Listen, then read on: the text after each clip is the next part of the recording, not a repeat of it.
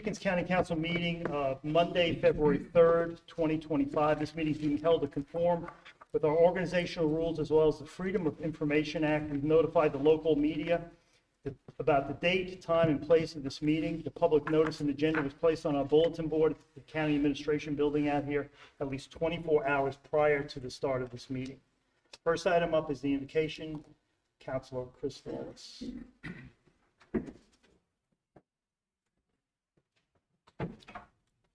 Dear Lord, we come to you tonight thankful for all the blessings you've given us. Please dwell here with us tonight. Help us to make decisions and think the way we should. Help us to maintain decorum. Please just help us to do everything here tonight to glorify you. In your name we pray. Amen. Amen. Next item up is the Pledge of Allegiance. We've got the Pickens County Veteran Service Officer, Walt Carter, who's going to introduce us to a great American. Donald Eugene Cleater, Jr. honorably served our country in the United States Marine Corps from June 13, 1967 until April 24, 1970.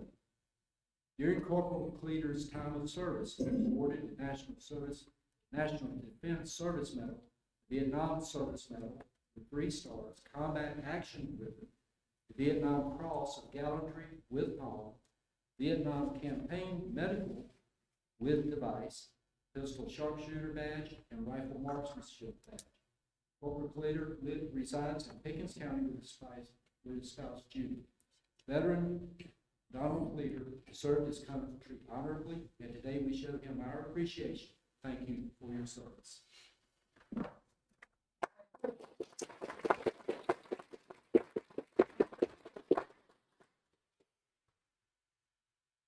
I pledge allegiance to the flag of the United States of America and to the republic which stands, one nation, under God, indivisible, with liberty and justice for all. Mr. Cleater, thank you for coming and to show our gratification. Your councilman, Councilman Dale Holloway, represents you. He's got a token of our gratification. Thank you for your service. It was my honor. No. Picture. Smile for the camera. Thank you.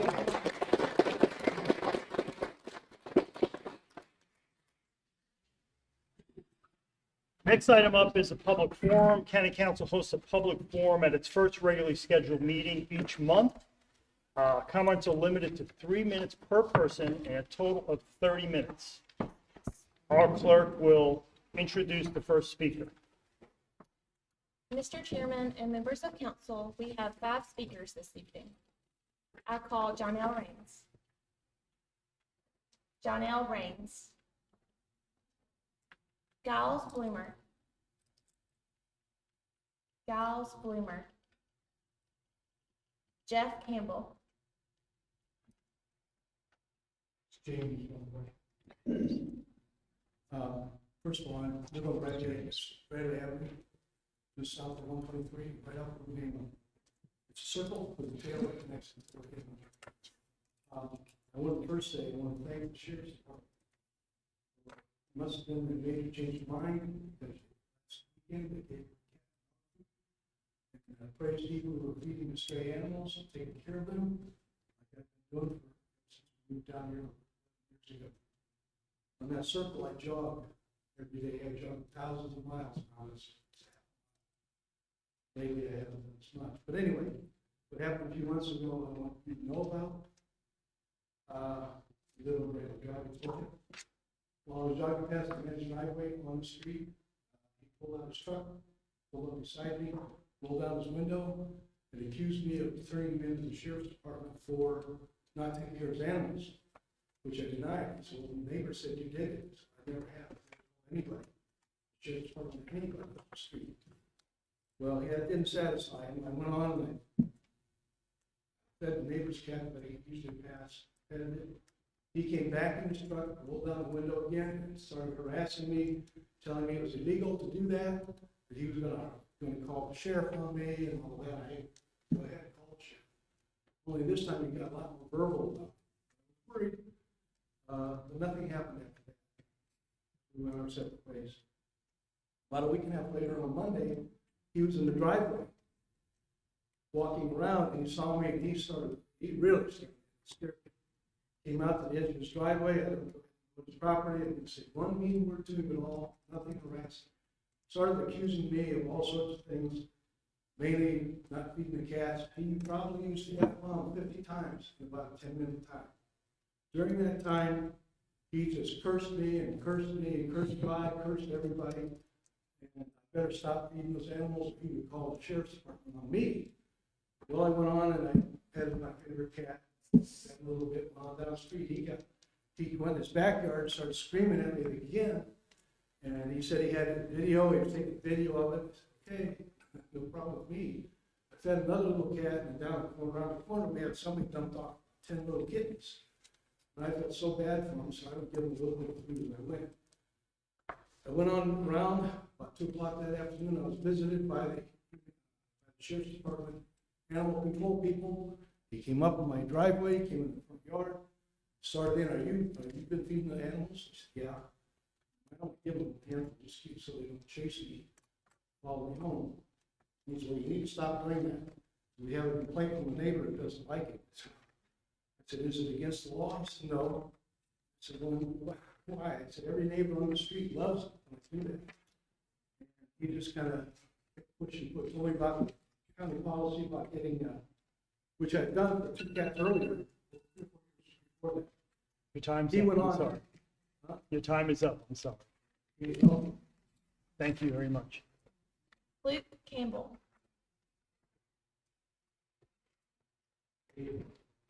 Say, only an arrogant, foolish person would think he can represent the county on his own and neglect the tools that will truly help. But what are these tools? Tools that are available to use to lead the county. But they're not who you know, and they're not the newest fad or culture or thing. But there are tools that will provide guidance, wisdom, clarity, predictability. They're the nation's founding documents like the Declaration, the Constitution, prayer, and truly adhering to God's word, precepts of his word. And truly, there's only one person that can take hold of these tools. It's you. You have to take care. If you do, you'll have peace, and your vote will not be swayed by pressure or personal gain. Your vote will be reflecting the one who has allowed you to be in this place of influence at this time. Frankly, there's not an issue that will come across your desk that cannot be addressed in light of these. For example, right now, we have a huge ideological chasm in our public library. God's word is very clear. The children, born and yet unborn, are our legacy. Children are an inheritance. They're gifts from God to be nurtured, guided, protected, not groomed over sexual. I have a gift for you as you navigate this coming county council and a set of scriptures that contrast the foolish and the wise. Along with prayer. Hope that you will receive this gift as it's intended to support, encourage, and perhaps draw you back to your Christian roots. Martin Luther King said, the church, that's those who follow Jesus Christ, is neither the slave or the master of the state, but rather it's the conscience. A republic is made for a moral people, and it's wholly inadequate for anything else. Every Saturday morning at 9:30, a group of us folks meet on the steps of Pickens Courthouse to pray for our nation. Done this for about 5 years now. Most weeks we're praying for you by your name. Really. And I tell you this not to guilt anyone or to boast, but rather because God is God. And he's good and he does good. He hears our prayers. He loves everyone here and longs for us to acknowledge him as God and Jesus as Lord. Prayer is something we can do as your constituents to walk alongside you and, yes, impact the world. I went in with a promise in Proverbs 9. It says, the fear of the Lord is the beginning of wisdom. In the knowledge of the Holy One is understanding. For by the Lord your days will be multiplied. The years of your life shall be increased. Wow, I think that's a great deal. We pray for you as you continue to govern Pickens County. Thank you very much. Jeremiah White.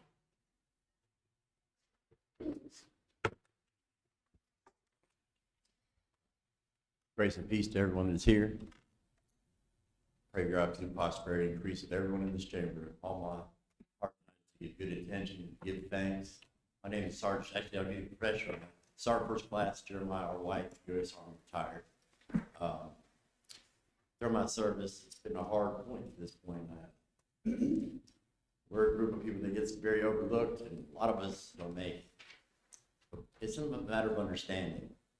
And what I went through recently, moved out here a few years ago, a lot of physical health problems. I was crippled for several years. I couldn't walk out of traumatic brain injury. I was in a hospital for a long time.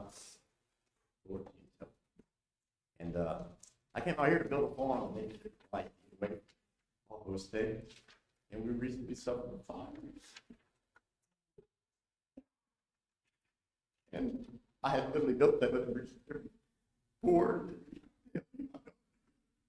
short, it's prospered. She's now she's National Honor Society and for biology and agricultural stuff, and so like she's trying to be a vet now, and I can't come really back. And this is really hard for me. But there's people among us who serve who get the honor that she gets sometimes. And those people that came to help my aid and help me inspired me out there. They say a lot of my animals perish. My dearest friends, I lost them. If it wasn't for those men, they were all gone. And it would have been a catastrophe. They were in the fire with inches away from gallons and gallons of gasoline. We would all have lost our lives. And I can't say how thankful I am for those people. And they don't sometimes get the recognition they deserve. And even sometimes, I mean, I'm here to advocate just for people like that, the assistant scriptures, those that honor and serve, those who get the people, get the others that serve you. Because you don't realize what those people are going to mean to you until you're in that situation. And I'm just thankful to God because my brothers in California and that whole area got burned out. I only lost half of everything I built with my hands. I still have my home. I still have my safety, my heat. I just lost my business and my farm. Those people lost everything. And it's just me, I'm here really more than anything to be conscientious. Just be a voice that advocates for good things roll in good directions. And those people need more support, more advocacy. And I dare say, if there's any funds that we can ever get to them, we can never be too prepared because we don't never know what's going to happen. And a loving community is a prepared community, and we honor those that serve. The fire, everything burned up, especially my truck was right there too. I lost the truck, my boat, everything with the avid fishermen. I want to show you what survived, the only thing that survived in that truck that burned up. This was the first Bible I ever received, First New Testament, when I was 16 years old. The only thing that survived that fire. Thank you very much. Thank you all so much. Pardon your loss. Mr. Chairman and members of council, this concludes the public forum. Thank you very much. Next item up is number 3, approval of minutes. I'm going to make a motion to accept minutes of December 2nd, January 7th, January 13th, and January 21st. Do I hear a second? Yes. Second from Councilman Lang. Any discussion? Those in favor, raise your right hand. Those opposed, same sign. Passes unanimously. Next item up is number 4, the administrator's report. Mr. Roper. Thank you, Mr. Chairman, members of council. I appreciate the opportunity to update you on a few things with county operations. The first one is the one that we get the most calls about still to this day, and that's brush removal from Hurricane Helene. I can tell you that we received communication from the South Carolina Department of Transportation, who's managing that contract with this private brush removal company. Received it just on Thursday, talking about how they've concluded work in 4 counties. Pickens County is not one of those 4. But in 4 upstate counties, including, I believe, Oconee. But they still have a little more work to do in Pickens County. They outlined for us how their process will work now. There'll be a third party, not DOT, not the brush removal company, a third party that will come back and certify that they're done. And then we will be contacted by the regional, the county engineer for DOT to see if we concur. It's that point that we'll be able to give them feedback on places that we think they've missed.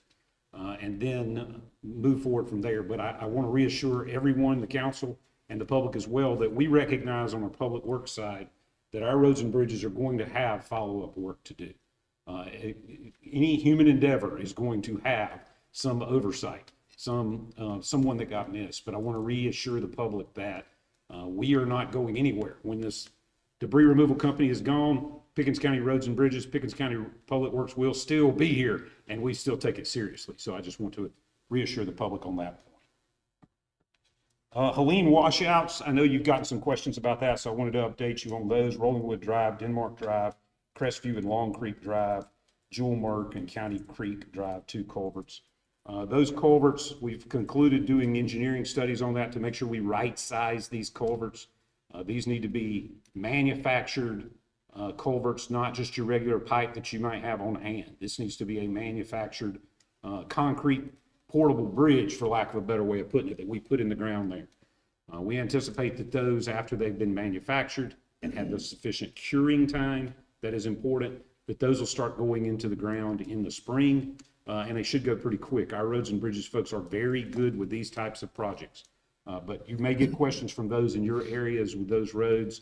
The good news is all of those roads have ways, alternate routes. Some are not the greatest alternate route, but they do have alternate routes, which has given us time to make sure that we build it back in a resilient way.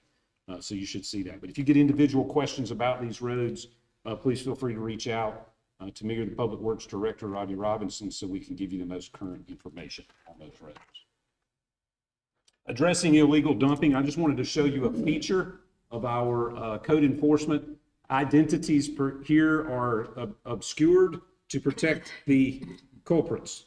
One of the things that our officers will do is if they find an illegal dumping, in this case it was many bags of trash, and they're able to determine who did it, they will quite frequently offer them a self-help, a supervised pickup, and that's what you're seeing here. We're doing a supervised pickup where the persons who actually did the illegal dumping, rather than face prosecution, are remediating the harm themselves, and we supervise that with our litter enforcement officers. We've had some good success with that in the last few months, and I don't believe have had a repeat offender since we started doing it that way. So I think that's a helpful thing. I wanted to point out that our litter enforcement officers are not just writing tickets, they're also talking about addressing root causes, which makes me very excited. Another thing is in the sense of government transparency, one of the largest projects that we've undertaken in many years here in Pickens County is the building of our emergency building out back. Our dispatch facility, EMS headquarters, rescue squad, emergency management, storage facility that's being built out back. But I want to tell everyone that we're taking this to a new level. Hosted on the Pickens County YouTube channel, it's not available to just click on. You'll need to use that QR code. We'll put this out on social media. You can look and see live 24/7 what's happening at that location. Now, any of your people can follow along with the construction as we watch that building go up over this coming year. We think this will be something that'll be fun, perhaps for school children, for those of you that might be curious, and for us as accountability. So we've got this live stream that will be publicly available. But I would tell you and caution you that for the next week to 10 days, it's going to be very boring because AT&T is having to reroute their service line there. So you're not going to see any big heavy equipment. The first couple of weeks of the live stream are just going to be a couple of guys digging a trench. So we do ask you to be patient with us with that. Mr. Chairman, that's all that I have to report tonight. I'll be glad to answer any questions. Thank you very much. Any questions? I have one. How are we on our brush grinder situation? Yeah, so the brush grinder that we have, we've done a little research on, is 7 years old. It has 5,000 hours on it, I believe is the correct number. It is creating, as you all know, you get the phone calls, some maintenance issues. We've tried different ways of maintaining this brush grinder. So we tried doing it in-house. We tried pulling it offline and doing a complete rebuild of the parts that we were able to do. Now we're third-party contracting with people who are more experts. We're not experts inside county government. All of these have had different levels of success. The real answer, and the brush grinder is up today. Call me tomorrow, but it's up today. The real answer is that one is getting to the point where the maintenance cost is starting to be a problem. The lack of availability is starting to be a problem. So we're working on a proposal in this year's budget that we're about to present to you in the coming months to where we replace that with a new piece of equipment and use that brush grinder as a backup piece of equipment. So we're trying to build some resilience into our brush system, but we recognize that it's going to cause us in the next month or two to make some tough choices about what we can move forward onto. They're not inexpensive. The one the right size that we need to buy, $1.2 million. So we're going to have to find that and tighten our belts in some places. Where are we at with mulch? You can still pick up free mulch at the landfill. If anyone's having trouble with that, have them contact me or Steve Raines. They should still be able to do that. I got a question for you. Can you give us an update on the number of litter control officers we have and how many are Class 3 officers now or will be? Yeah, we have 3 litter control officers. 2 of them have completed all of their training in order to become Class 3s. They're waiting for their test, which should happen here in the next couple of weeks from the South Carolina Criminal Justice Academy. And they'll be, at that point, fully certified as Class 3 officers. The other one is just newer to the county, and so he's starting that process. Okay. Any other questions? No. Okay. Thank you, Mr. Chair. Yes, sir, thank you. Committee reports, I don't think there's anything to report from the committees, correct? That's number 5. Number 6 is council correspondence.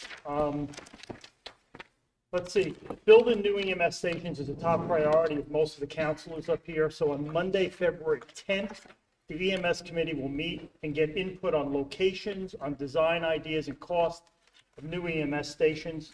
If you're interested in that subject, you want to contact the 3 councilors on that committee. That's Councilors Linville, Lang, and Holloway, or you want to attend that meeting. On Tuesday, February 18th, I'd like to schedule a work session for up to 3 items.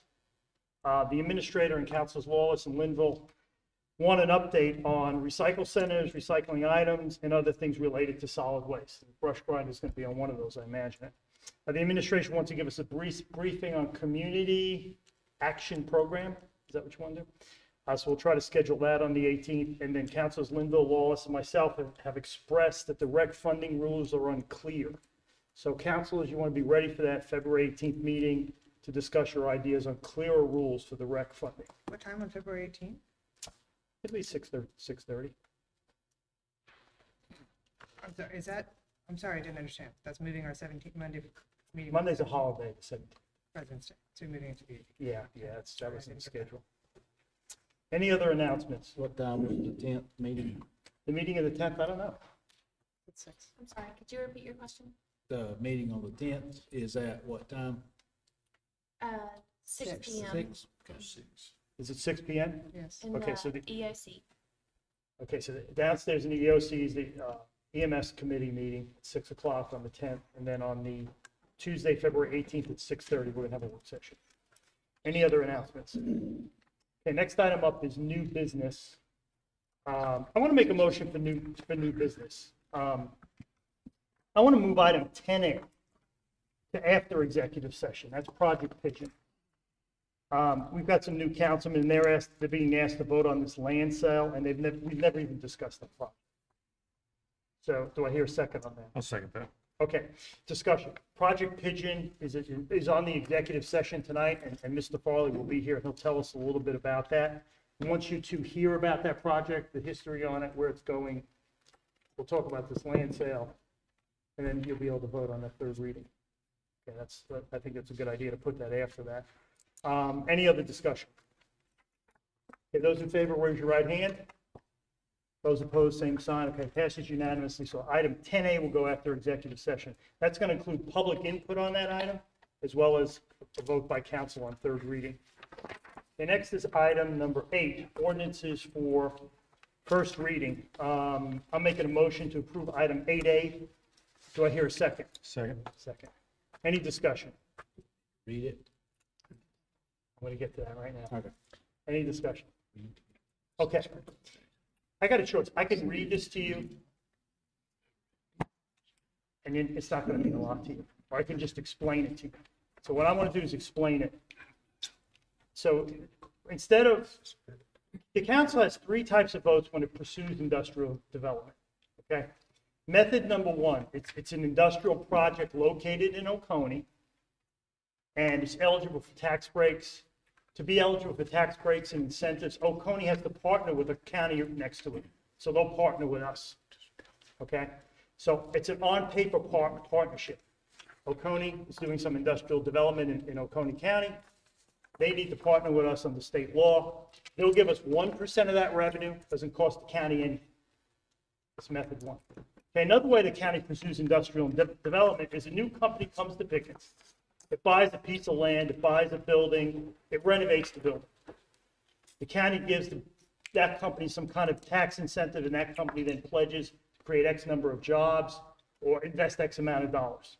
Now, a good example of that is Contour Windows. That was method two. They renovated the old factory in Central called, American House Spinning. okay, that's method number two. And the Speedway Development Project's method two. The company, the developer owns the land. They're working with the utility companies to get the utilities. They're working with the DOT to get the roads worked out, things like that. They come to us for incentives. Okay, that's method number two. Now, method number three is different. The county buys the land. The county puts in the water, the county puts in the sewer, the county clears the land. So initially, the county's the developer, okay? And then it markets those sites to companies all over the country. The company agrees to move here and build the building, and it pledges new jobs and investment, and in turn, we give them tax incentives and gift them the land with the improvements. That's the industrial park, which is full. It's also something called farmhouse, which is some property on across from the industrial park, and it's also Big Dog on Ruhamer Road. So there's three methods there.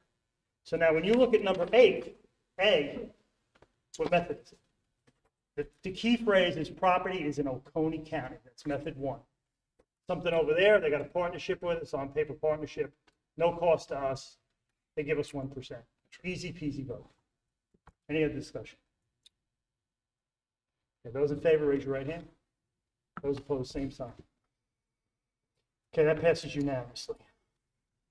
Okay, next item up is ordinances for second reading. There's none. Ordinances for third reading, we moved 10A to after executive session. Now we've got item number 11, agenda items. Other agenda items at the presentation of the fiscal year 2024 audit. That's Larry Finney. It's a CPA from Finney, Green Finney, right? I think I got it right, from memory. Okay. Mr. Chairman, council members, Mr. Roper, appreciate the opportunity to be here and present to you. Know that you would love for me to go page by page through the So instead of doing that, what we do is put together a little PowerPoint presentation that basically does two things. Gives you the highlights of the results, and then gives you kind of the highlights in terms of your financial position for the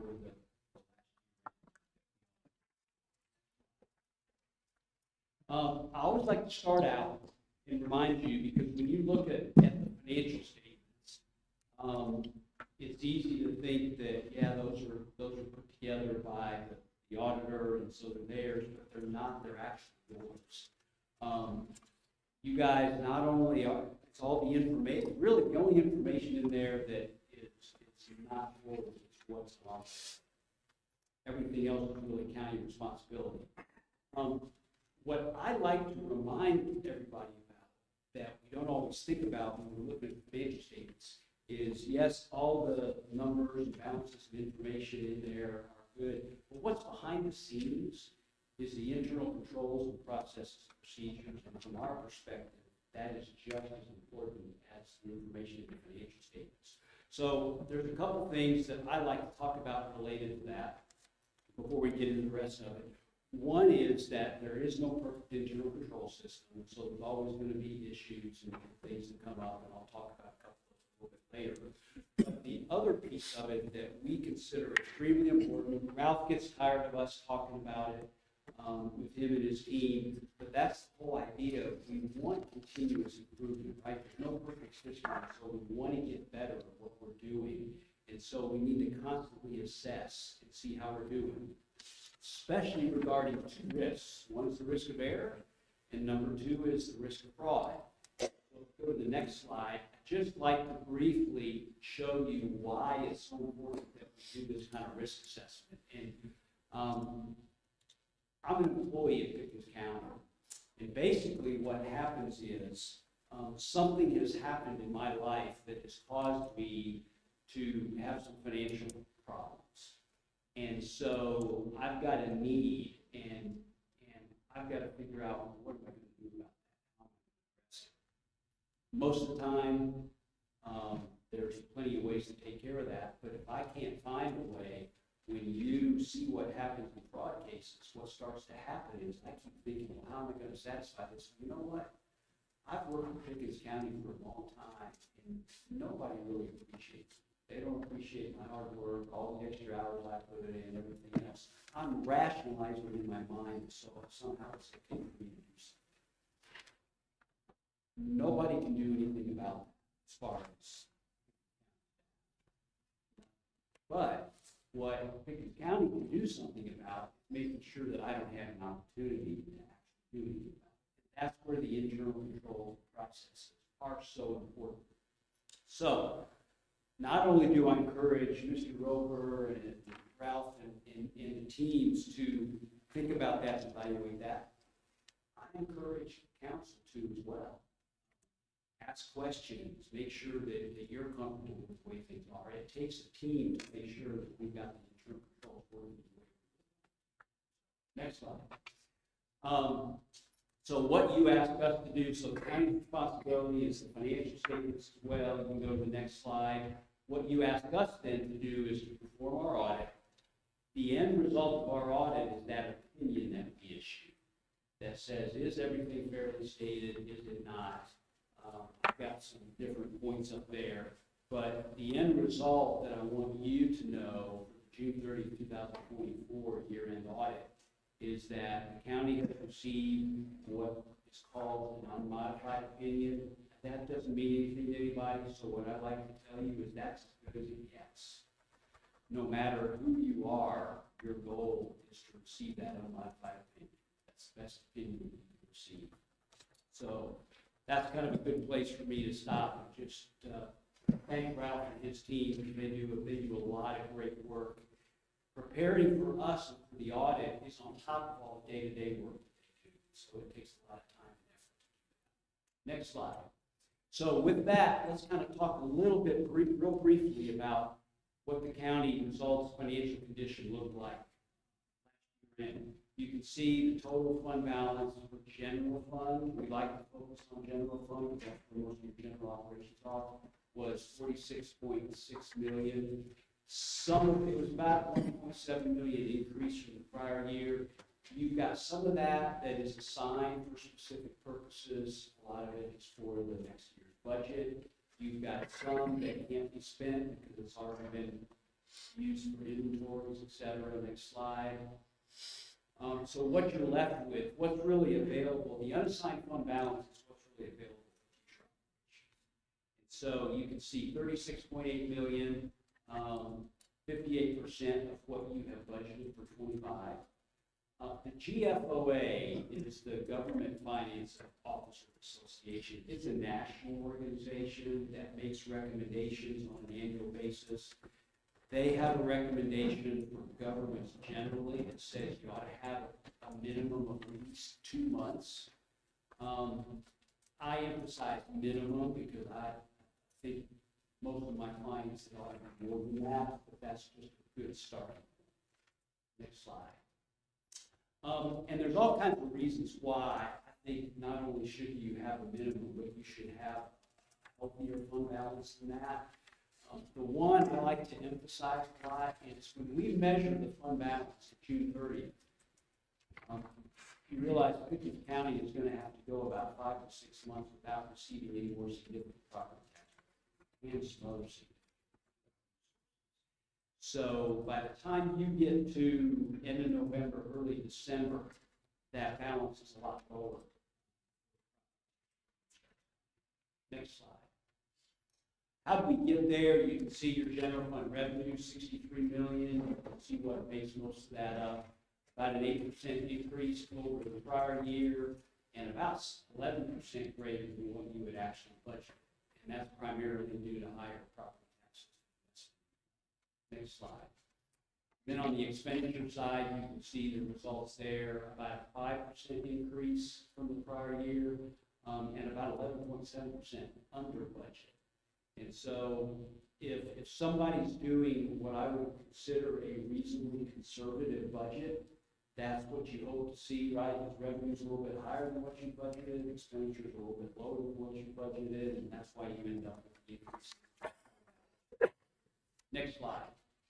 I'm not going to go through all this, but these are just kind of the general results of your other major funds, being grants, fire districts, capital projects. The capital projects fund is the one that's going to fluctuate a lot, right? Some years you have money coming in through debt issuances, other years you're spending it all, and so it's going to bounce around. Next slide. The next two slides are just kind of some highlights of where you're at with debt, and then the next slide on capital assets.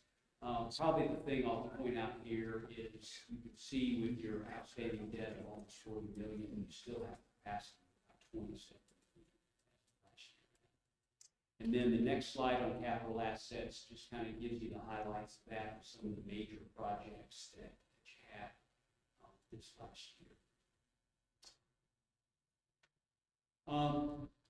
You've got two pretty significant liabilities that are out there related to retirement and healthcare, and especially with the pension plan, with the state retirement system. I'd just like to remind you, you look at that liability of $47.7 million, what are we going to satisfy?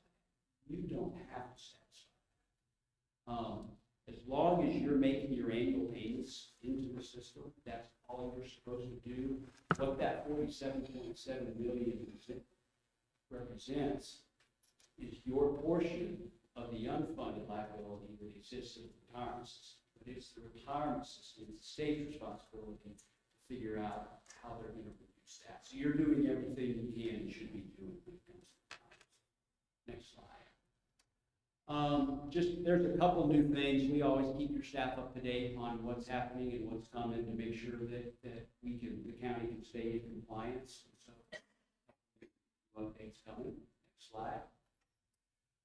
So the next couple slides, I want to talk a little bit about some recommendations that we have to the county. So the first one is, if there's anything significant that we find that needs to be adjusted, it ends up being a finding. This is just related to a prepaid balance that didn't get adjusted. Not a concern. It's been addressed. No issues going forward with that. The other part of the audit that we do is if the county has a significant amount of federal funds that we receive, the federal government asks us to perform certain work. So this last year, we looked at the COVID-19 funds.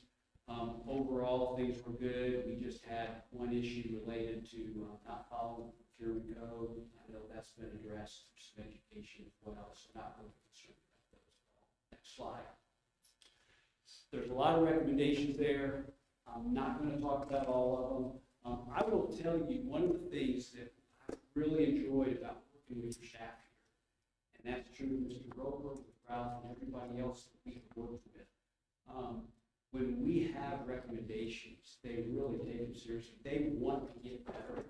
And so they like seeing these because they want to make sure that they're being as efficient and as effective and complying with regulations as they can. And so I really appreciated the county's response to these kinds of things. Just two things I want to mention here. One is that you'll see about the fourth bullet down there is right off of uncollectible receivable balances. The county has a significant amount of EMS receivables that are old. And so we have encouraged whoever needs to be in that process to really review that. If they're just sitting out there, they're taking somebody's time all the time, when in reality, a lot of those are never going to get collected. So that's specifically what that one relates to. I'll mention the fraud awareness training because we've already actually done some of that. A couple of weeks ago, we had a training with all the department heads that went really well. It was fun to do, so that has already started. And then the last thing I want to mention is I think one of the issues that the county has related to the finance department is, from our perspective, you don't have enough people. And I said that last year when we talked about it, and then I went to meet with Kim this year, he tells me that Ralph's been promoted to deputy. That makes me go, even more, you don't have enough people. So that's something that we've talked about, and I just want to encourage everybody to realize that's an issue that we really feel like needs to be addressed. Next slide. So that's really it. You got that good opinion. Everybody should feel good. Congratulations to Ralph and his team on that. Your financial condition is very good and strong right now. And again, appreciate Ken, Ralph, and the staff and all the hard work that they do. Thank you. So with that, I'll be glad to answer any questions. Any questions? I have one. Thank you for your work.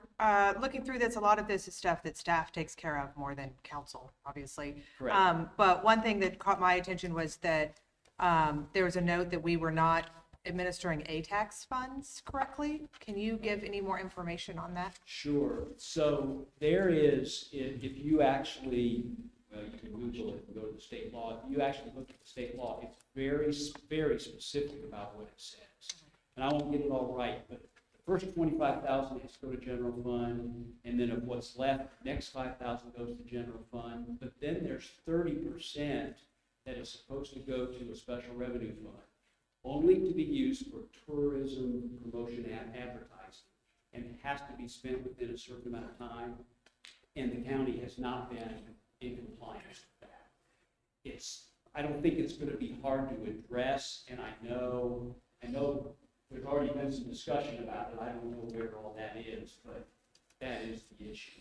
So was the timing was the problem, or just the way that we were allocating funds?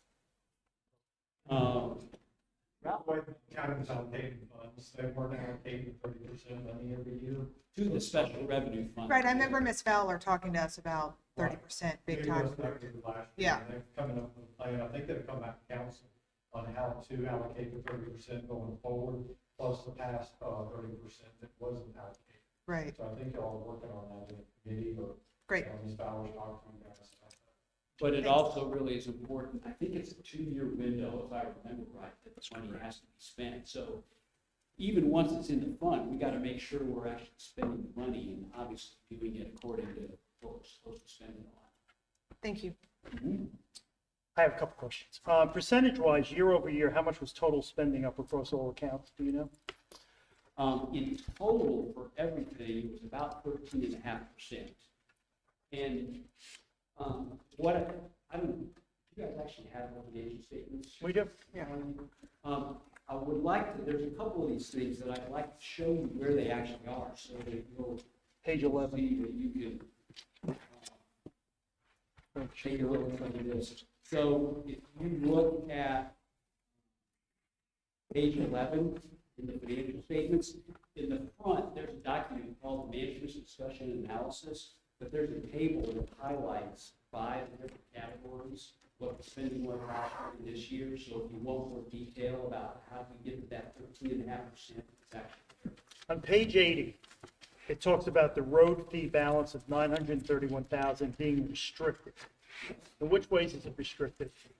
It's restricted because by definition, it's a special revenue fund. And so by definition, when it's in a special revenue fund, it is restricted literally for what. Okay, you just can't go That's spend it It's willy. not like it's restricted in another way. Gotcha. Okay, page 73, and this might be a question for Mr. Guarino.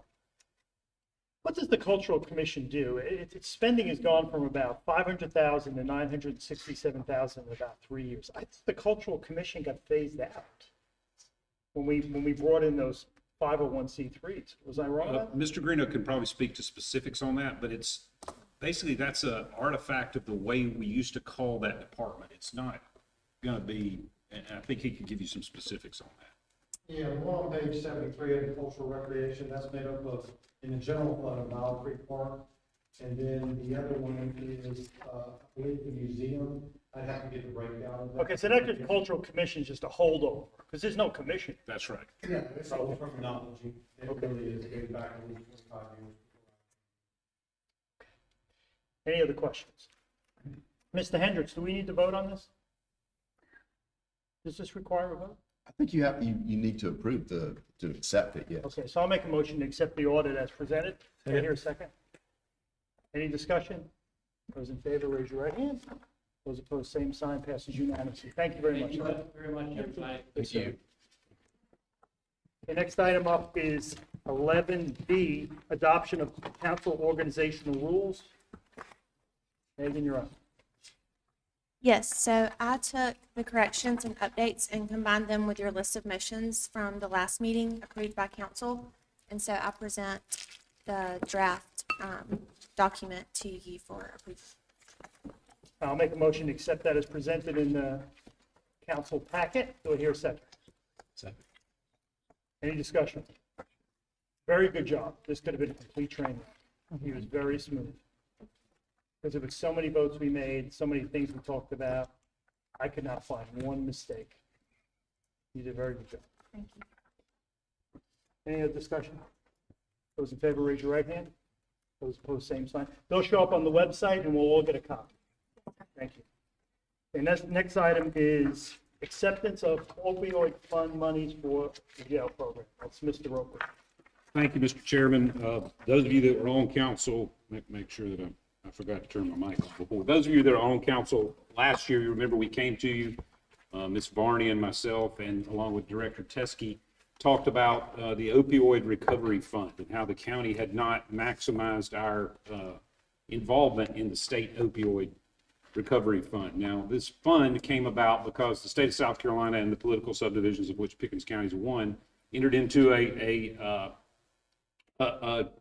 settlement with some big pharma companies to attempt to make them repay local jurisdictions for the costs that they'd incurred because of opioids through the years, and big pharma pushing those opioids as the answer to every question, and basically getting some of our less fortunate citizens hooked on these opioids.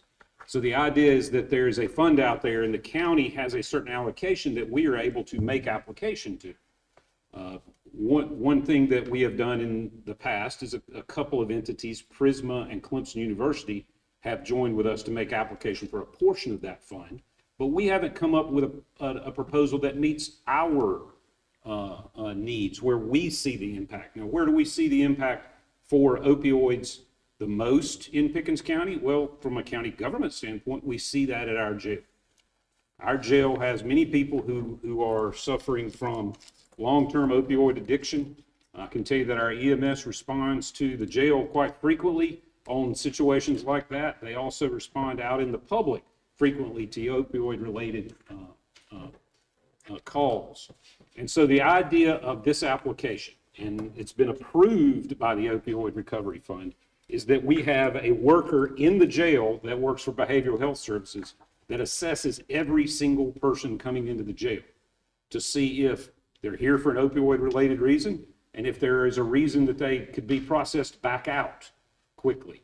And Mr. Chairman, I know we've talked about this before in committee, so I asked just for a moment's patience here as I go back through this part of it. But if a person comes into our jail and sees the nurse that we contract with, quite frequently, Mr. Bowers, you won't be surprised, they find that this person is not on any of their medication.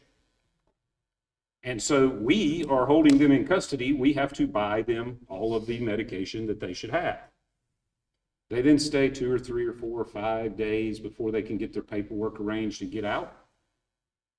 And when they do, we've got 15 or 20 days of medication that we, the taxpayers, have to pay for, but we can't keep it. It was prescribed to that person, so we have to destroy it.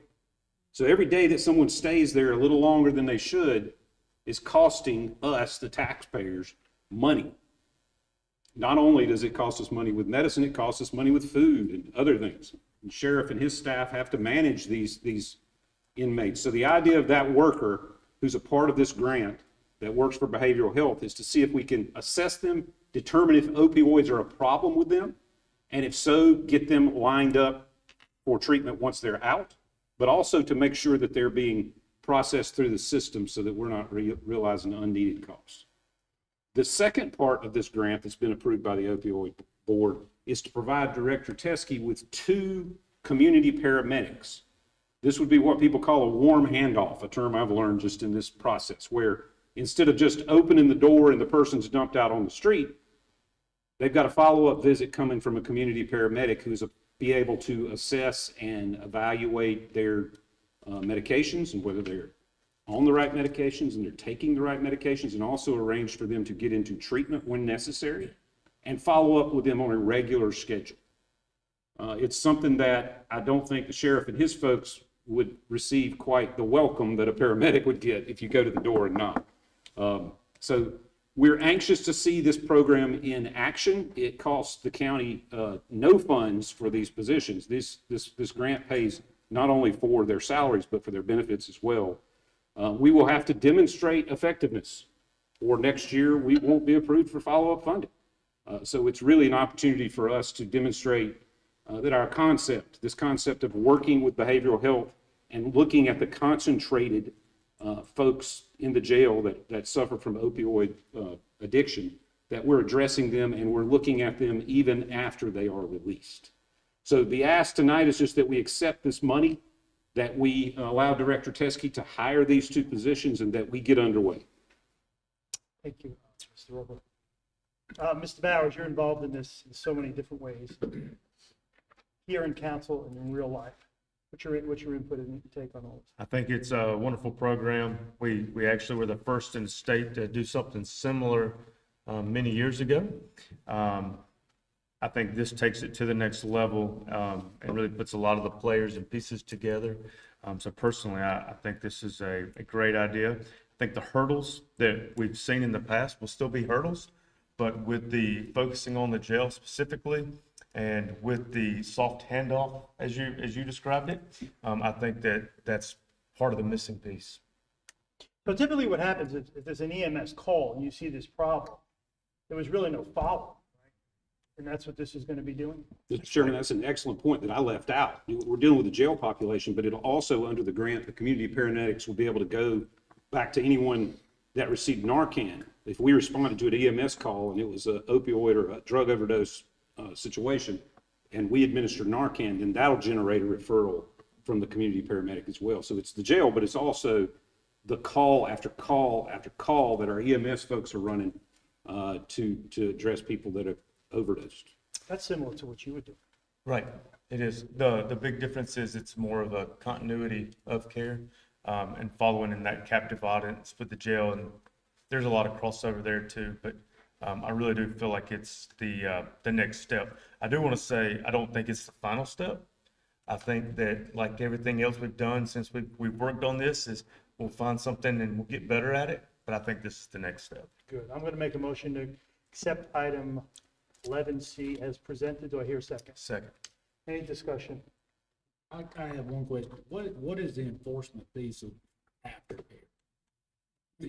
Your question is, what's the enforcement for the aftercare? If someone enters this and we're doing follow-ups, but they're still not doing what they need to do, then what?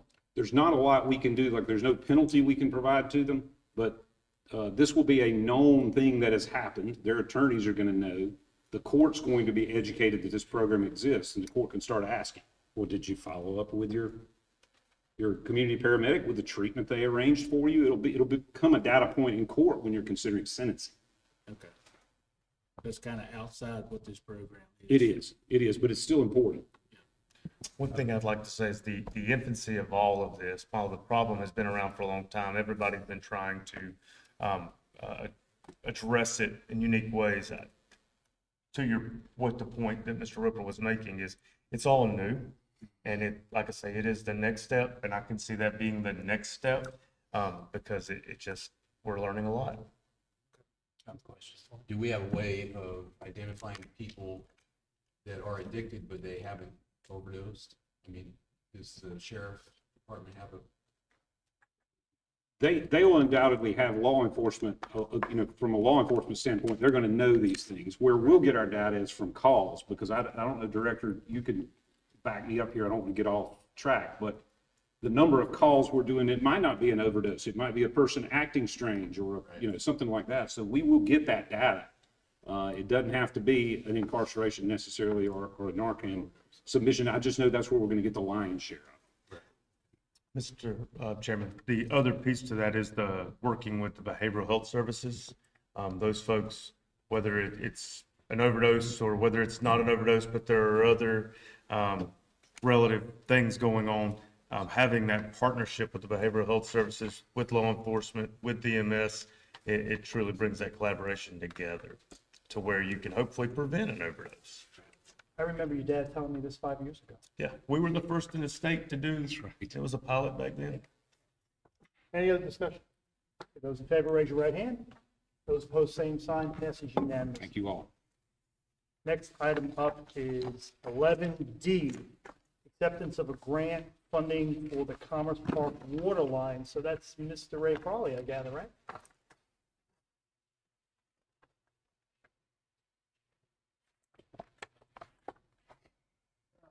Yeah, come on. Come on down. Thank you, Mr. Farley. Mr. Chairman, members of council.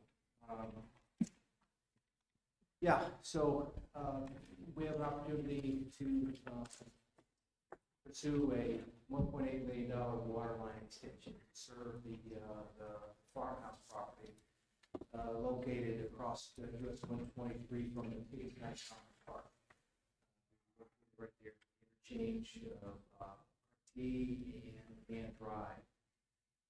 So looking at the potential of a 12-inch water line that would run from US 178 along Ann Drive to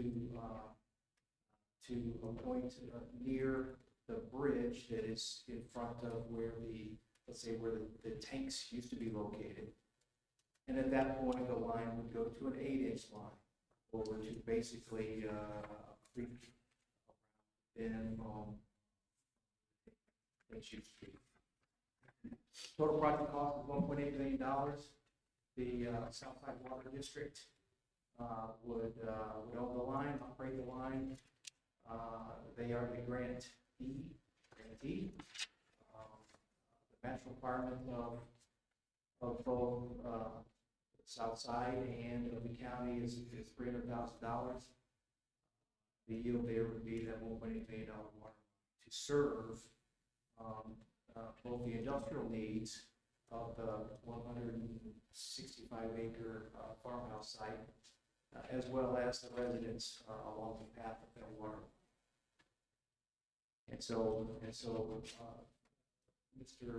administrator, Mr. Roper is asked to, with council approval, asked to allow the pursuance of that grant, committing approximately $300,000 from Pickens County.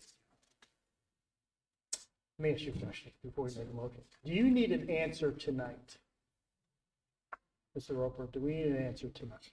Tell you that the conditions of the grant, Mr. Chairman, are that we have to accept it within 45 days. That 45-day clock began running on the 24th of January. So Yes. The new councilman, this is farmhouse, right? Project Farmhouse. farmhouse, The new correct? councilmen really have never discussed this.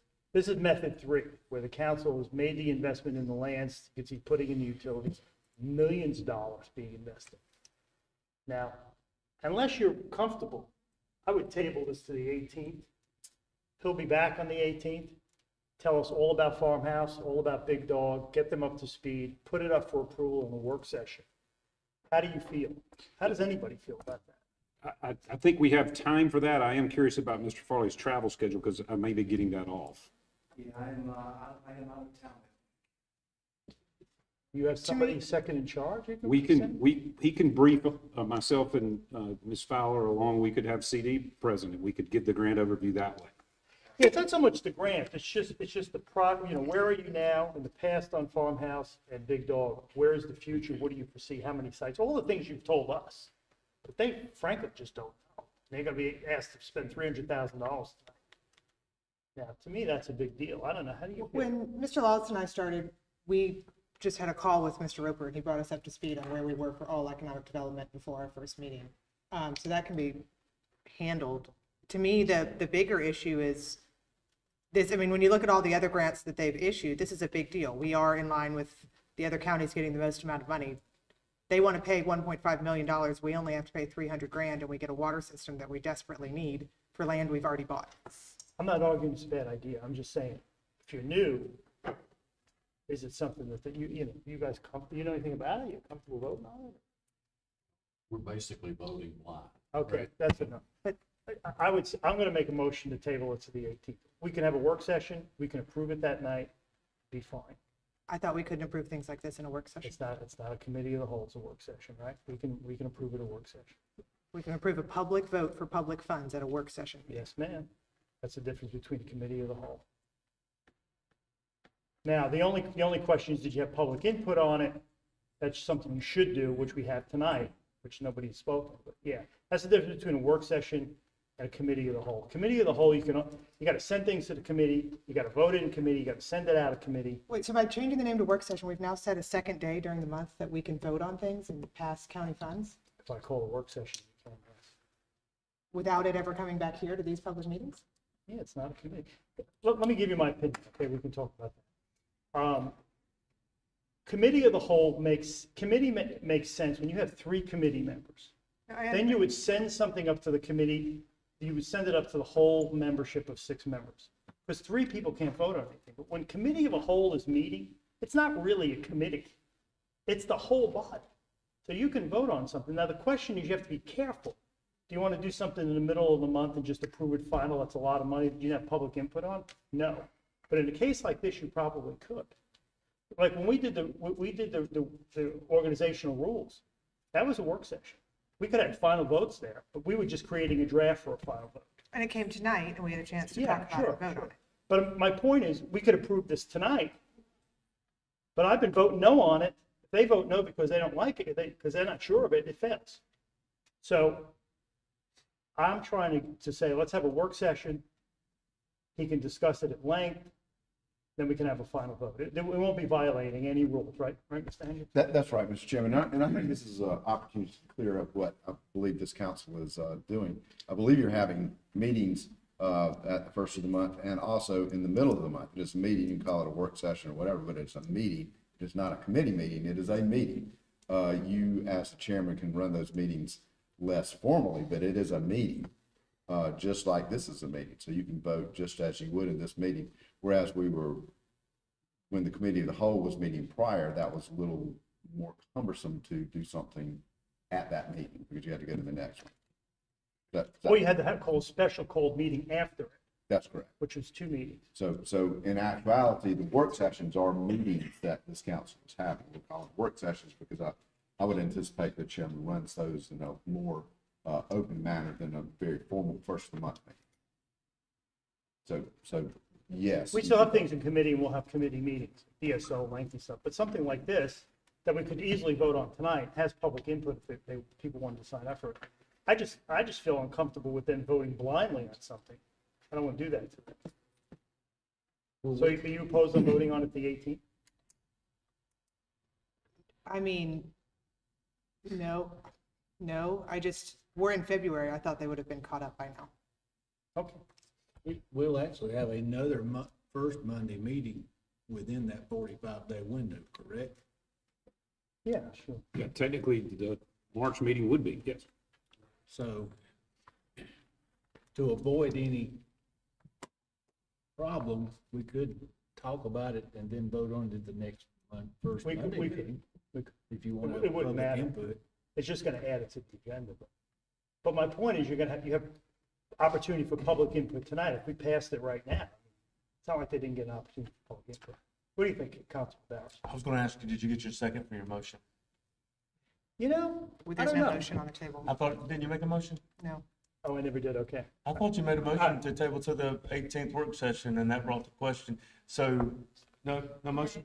Perfect. Then I'll make a motion that we move it to the 18th. Work session, I'll second that. Any discussion? You get confused. I was confused. Yeah, got me on that one. Let's move it to the 18th. That's the motion on the table. Work session, any further discussion? Those in favor, raise your right hand. Same side. Okay, before you go, you had a question. Contour windows. Contour windows. Where are we with that Chairman. project? Is that no good? Can't do that? I'll be glad after the meeting to talk to you individually about that, but it's not on the agenda, so that's Oh, the reason. okay, sorry. All right, just hang You're around right. for a minute. Sorry. Okay, sorry about that. All right, next item up is the consent agenda. There is none there. So final item is executive session. I'm going to make a motion for contractual matters, 3 of them. Speedway project fee agreement, Project Oler, Project Pigeon. Do I hear a second? Second. Any discussion?